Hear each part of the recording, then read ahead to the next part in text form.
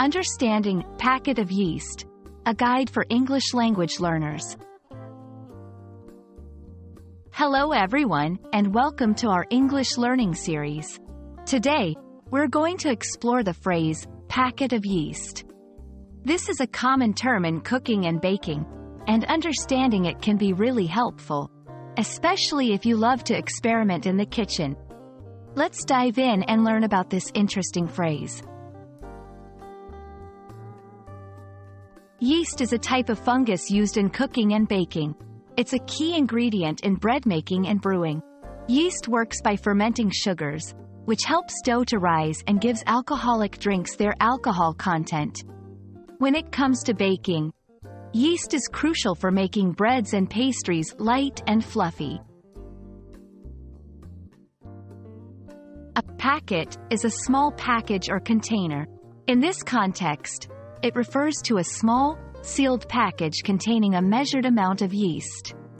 These packets are convenient because they provide the exact amount of yeast needed for a recipe, making it easier to follow baking instructions accurately. When a recipe calls for a packet of yeast, it typically means using one whole packet as sold in stores.